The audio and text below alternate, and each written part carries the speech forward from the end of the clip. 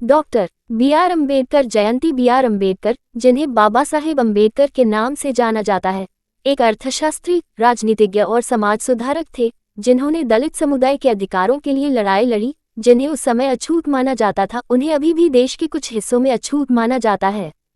भारत के संविधान के एक प्रमुख वास्तुकार अम्बेडकर ने महिलाओं के अधिकारों और श्रमिकों के अधिकारों की भी वकालत की। स्वतंत्र भारत के पहले कानून और न्याय मंत्री के रूप में पहचाने जाने वाले भारत गणराज्य की संपूर्ण अवधारणा के निर्माण में अम्बेडकर का योगदान बहुत बड़ा है। देश के प्रति उनके योगदान और सेवा का सम्मान करने के लिए हर साल 14 अप्रैल को उनका जन्मदिन मनाया जाता है। रविवार 14 अप्रैल 2024 डॉक्टर अम्बेडकर जयंती अम्बेडकर और उनके योगदान का एक संक्षिप्त इतिहास। अम्बेडकर कानून और अर्थशास्त्र के एक मेधावी छात्र और व्यवसायी थे। उन्होंने कोलंबिया विश्वविद्यालय और लंदन स्कूल ऑफ इकोनॉमिक्स दोनों से अर्थशास्त्र में डॉक्टरेट की डिग्री हासिल की। उन्होंने अर्थशास्त्र में अपनी मजबूत पकड़ का उपयोग भारत राज्य को पुरातन मान्यताओं और विचारों से मुक्त करने के लिए किया। उन्होंने अछूतों के लिए अलग निर्वाचन क्षेत्र बनाने की अवधारणा का विरोध किया और सभी के लिए समान अधिकारों की वकालत की। उन्होंने सामाजिक बहिष्कृत लोगों के बीच शिक्षा को बढ़ावा देने के लिए बहिष्कृत हितकारिणी सभा की स्थापना की, जिसमें गैर ब्राह्मण वर्ग के लोग शामिल थे। उन्होंने वंचित वर्गों के बारे में और अधिक लिखने के लिए 5 पत्रिकाएं मूकनायक, बहिष्कृत भारत, समता, जनता और प्रबुद्ध भारत की शुरुआत की। उन्होंने अंग्रेजों द्वारा सुझाए गए पिछड़े वर्ग के लोगों के लिए अलग निर्वाचन क्षेत्र का जमकर विरोध किया। लंबी चर्चा के बाद पिछड़े वर्गों की ओर से अम्बेडकर और अन्य हिंदू समुदायों की ओर से कांग्रेस कार्यकर्ता मदन मोहन मालवीय के बीच एक समझौते पर हस्ताक्षर किए गए। ये समझौता, जिसे पूना पैक्ट के नाम से जाना जाता है, ने वंचित वर्ग के लोगों को ब्रिटिश सरकार द्वारा सुझाई गई 71 सीटों के विपरीत विधायिका में 148 सीटें प्राप्त करने की अनुमति दी। इस वंचित वर्ग को बाद में भारतीय संविधान में अनुसूचित जाति और अनुसूचित जनजाति के रूप में मान्यता दी गई। ब्रिटिश शासन से स्वतंत्रता प्राप्त करने के बाद अम्बेडकर को पहला कानून और न्याय मंत्री बनने के लिए आमंत्रित किया गया, जिसे उन्होंने स्वीकार कर लिया। बाद में उन्हें भारत के पहले संविधान का मसौदा तैयार करने के लिए नियुक्त किया गया, जिसके लिए वे बाध्य हुए और इस तरह भारत का संविधान अस्तित्व में आया। Doctor B R. की शैक्षिकी योग्यताएं। Ambedkar doctor B R. अम्बेडकर भारतीय इतिहास की एक प्रमुख हस्ती हैं, जिन्होंने शिक्षा और राजनीति के क्षेत्र में महत्वपूर्ण योगदान दिया। उन्होंने अपनी शिक्षा दुनिया की कुछ सबसे प्रतिष्ठित संस्थानों से प्राप्त की, जिनमें मुंबई में अल्फिंस्टन कॉलेज, यूके में लंदन स्कूल ऑफ इकोनॉमिक्स और यूएसए में कोलंबिया विश्वविद्यालय शामिल हैं।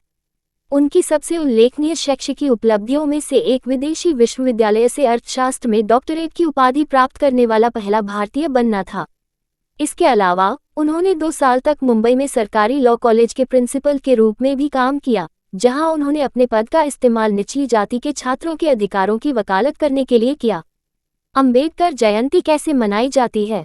बाबा साहेब अम्बेडकर की जयंती पूरे देश में मनाई जाती है, विशेषकर महिलाओं, दलितों, आदिवासियों, मजदूरों और अन्य सभी समुदायों के बीच जिनके लिए अम्बेडकर ने लड़ाई लड़ी। अम्बेडकर की मूर्तियों और चित्रों पर फूलमालाएं चढ़ाकर उन्हें याद किया जाता है, क्योंकि लोग समाज सुधारक के प्रति अपना सम्मान व्यक्त करते हैं। यहाँ तक कि संयुक्त राष्ट्र ने भी वर्ष 2016, 2017 और 2018 में अम्बेडकर जयंती मनाई। इस दिन अम्बेडकर के जीवन से संबंधित सांस्कृतिक कार्यक्रम और चर्चाएं आम बात हैं। अम्बेडकर का दर्शन आज भी प्रासंगिक है। भारत की सामाजिक सांस्कृतिक व्यवस्था को आकार देने में बाबा साहेब की सक्रिय भूमिका के बिना पुरानी और पुरातन मान्यताओं से आगे बढ़कर देश को दुनिया का सबसे बड़ा लोकतंत्र बनाना लगभग असंभव होता। अम्बेडकर जयंती क्यों मनाई जाती है? भारतीय गरीबों के लिए उनके महत्वपूर्ण योगदान को याद करने और सम्मान देने के लिए भारत डॉक्टर बी.आर. अम्बेडकर की जयंती मनाता है। वह भारतीय संविधान के पीछे मुख्य मस्तिष्क थे। 1923 में शिक्षा की आवश्यकता को फैलाने और निम्न आय वर्ग की वित्तीय स्थिति को समृद्ध करने के लिए उनके द्वारा बहिष्कृत हितकारिणी सभा की स्थापना की गई थी। उनके द्वारा एक सामाजिक आंदोलन चलाया गया, जिसका उद्देश्य देश में जातिवाद को खत्म करना था। उन्होंने पुजारी विरोधी आंदोलन, मंदिर प्रवेश आंदोलन, जाति विरोधी आंदोलन आदि जैसे सामाजिक आंदोलन शुरू किए। 1930 में मानवाधिकारों के लिए नासिक में मंदिर प्रवेश आंदोलन का नेतृत्व उनके द्वारा किया गया था। उनके अनुसार राजनीतिक शक्ति के माध्यम से दलित लोगों की समस्याओं का पूर्ण समाधान नहीं होता है। समाज में दबे कुचले लोगों को समान अधिकार मिलना चाहिए। 1942 में वह विक्टोरिया की कार्यकारी परिषद के सदस्य थे। अपने कार्यकाल के दौरान उन्होंने निम्न वर्ग के लोगों के अधिकारों की रक्षा के लिए संघर्ष किया। वह जीवन भर एक समाज सुधारक और अर्थशास्त्री रहे। Doctor B R. का महत्वपूर्ण योगदान। अम्बेडकर। Doctor B R. अम्बेडकर का योगदान महत्वपूर्ण रहा है। उन्होंने कई कार्यक्रम आयोजित करके दलित समुदाय के अधिकारों की रक्षा के लिए लड़ाई लड़ी। उल्लेखनीय घटनाओं में समानता, जनता, मूक नायक आदि शामिल हैं। 15 अगस्त 1947 को जब देश ब्रिटिश प्रशासन से मुक्त हुआ तो कांग्रेस सरकार ने उन्हें पहला कानून मंत्री बनने के लिए आमंत्रित किया था। उन्हें 29 अगस्त 1947 को संविधान मसौदा समिति के अध्यक्ष के रूप में प्रतिनियुक्त किया गया था। उन्होंने देश के लिए नया संविधान तैयार किया। संविधान सभा ने 26 नवंबर 1949 को नया संविधान अपनाया था। चूंकि वह एक अर्थशास्त्री थे, इसलिए सेंट्रल बैंक ऑफ इंडिया, जो कि भारतीय रिजर्व बैंक है, की स्थापना में उनका योगदान बहुत बड़ा रहा है। उन्होंने 3 पुस्तकें लिखीं: the problem of the rupee, its origin and its solution, administration and finance of East India company और the evolution of provincial finance in British India. चूंकि वह एक अर्थशास्त्री थे, इसलिए डॉक्टर बी.आर. अम्बेडकर ने भारतीय अर्थव्यवस्था को समझने में महत्वपूर्ण भूमिका निभाई। कृषि क्षेत्र और औद्योगिक गतिविधियों के विकास के लिए लोग उनसे प्रेरित हुए। उन्होंने लोगों को बेहतर शिक्षा और सामुदायिक स्वास्थ्य के लिए भी प्रेरित किया था। दलित बौद्ध आंदोलन उन्हीं से प्रेरित था। 2024 में डॉक्टर बी.आर. अम्बेडकर जयंती पर अक्सर पूछे जाने वाले प्रश्न: क्या अम्बेडकर जयंती पर बैंक अवकाश है?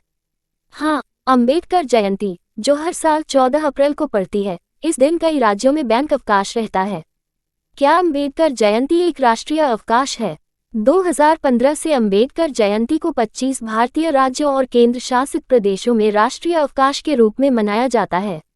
अम्बेडकर जयंती क्या है? अम्बेडकर जयंती एक बेहद प्रसिद्ध भारतीय राजनेता और सामाजिक परिवर्तन के समर्थक डॉक्टर बी.आर. अम्बेडकर की जयंती का जश्न मनाती है। यह अवसर प्रतिवर्ष 14 अप्रैल को मनाया जाता है।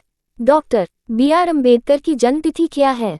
Doctor B R. अम्बेडकर का जन्म 14 अप्रैल 1891 को हुआ था। भारतीय संविधान का मसौदा तैयार करने और सामाजिक समानता के लिए लड़ने में उनकी महत्वपूर्ण भूमिका का सम्मान करने के लिए पूरे देश में इस दिन अम्बेडकर जयंती मनाई जाती है। बहिष्कृत हितकारिणी सभा क्या है? बहिष्कृत हितकारिणी सभा की स्थापना डॉक्टर बी.आर. अम्बेडकर ने 1923 में शिक्षा की आवश्यकता को फैलाने और निम्न आय वर्ग की वित्तीय स्थिति को समृद्ध करने के लिए की थी। Doctor B R. अम्बेडकर द्वारा शुरू किए गए कुछ सामाजिक आंदोलन कौन से हैं? Doctor B R. अम्बेडकर ने देश में जातिवाद को खत्म करने के लिए पुजारी विरोधी आंदोलन, मंदिर प्रवेश आंदोलन, जाति विरोधी आंदोलन आदि जैसे सामाजिक आंदोलनों की शुरुआत की। Doctor B R. अम्बेडकर जयंती कैसे मनाई जाती है? Doctor B R. अम्बेडकर जयंती उनकी प्रतिमाओं और चित्रों पर फूलमालाएं चढ़ाकर मनाई जाती है। इस दिन सांस्कृतिक कार्यक्रम और अम्बेडकर के जीवन से संबंधित चर्चाएं भी आम प्रथा हैं। भारत के अलावा डॉक्टर बी.आर. अम्बेडकर जयंती कौन मनाता है? संयुक्त राष्ट्र ने वर्ष 2016, 2017 और 2018। संयुक्त राष्ट्र ने वर्ष 2016, 2017 और 2018 में अम्बेडकर जयंती मनाई। Doctor B R. अम्बेडकर आज भी प्रासंगिक क्यों हैं? Doctor B R. अम्बेडकर का दर्शन आज भी प्रासंगिक है क्योंकि इसने भारत की सामाजिक सांस्कृतिक व्यवस्था को आकार देने में मदद की, पुरानी और पुरातन मान्यताओं से प्रगति लाकर भारत को दुनिया का सबसे बड़ा लोकतंत्र बनाया। पूना पैक्ट क्या था? पूना समझौता पिछड़े वर्गों की ओर से डॉक्टर बी.आर. अम्बेडकर और अन्य हिंदू समुदायों की ओर से कांग्रेस कार्यकर्ता मदन मोहन मालवीय के बीच हस्ताक्षरित एक समझौता था। इसने वंचित वर्ग के लोगों को ब्रिटिश सरकार द्वारा सुझाई गई 71 सीटों के विपरीत विधायिका में 148 सीटें प्राप्त करने की अनुमति दी।